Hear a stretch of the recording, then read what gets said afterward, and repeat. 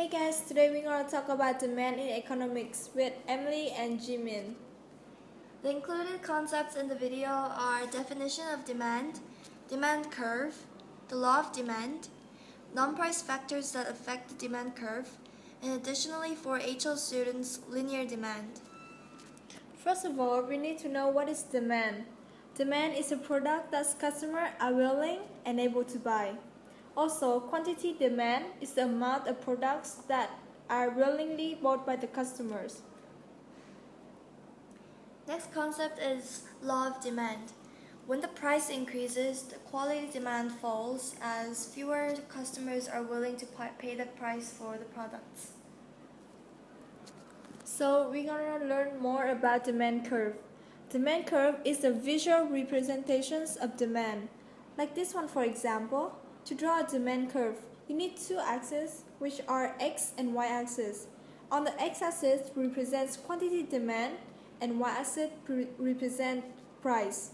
According to price, the law of demand, price and quantity demand have inverse relationship when price is high and then quantity demand is low.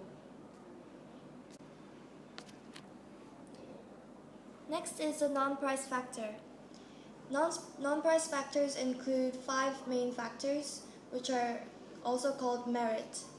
M is for market, E is for expectation, R is for related price of complementary and substitute products, I is for income, and T is for taste and preference. First of all, market size.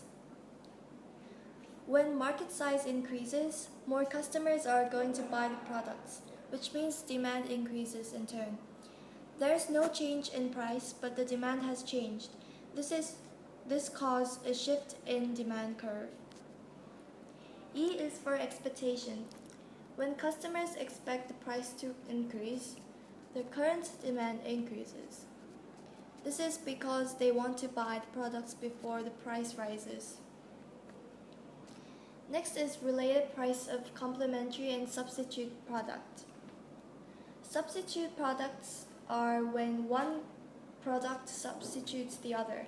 For example, Pepsi and Coca-Cola are two popular Coke brands.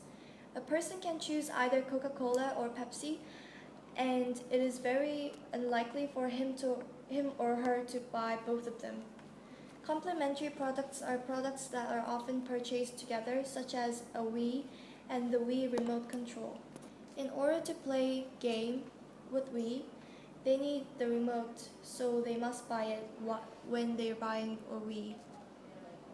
I is for income, and when income increases, disposable income, which is the money the people can actually spend, increases, which means they will buy more. Therefore, demand increases. T is for taste and preference. For example, fashion trends change year to year, so they will buy more clothes that suit the current trend rather than old-fashioned trend. Okay, let's talk about shift in demand. The non-price factor that we mentioned called the shift in demand. For example, when income increases, then the curve will shift outward. But the opposite, when income decreases, then the demand curve will shift inward. Okay, then stage 2 more, which is stretch and contract. It's when the price change, then quantity demand will be affected by it, so it will move along the curve. Last concept, which is linear demand, which only for HL students. So the equation, as you can see, is quantity demand equal A plus B times P. Q is for quantity demand, and A is when price equals 0. And then B is for the slope, and the last P is mean the price. Okay, thank you for listening to us. Thank you. Goodbye. Goodbye.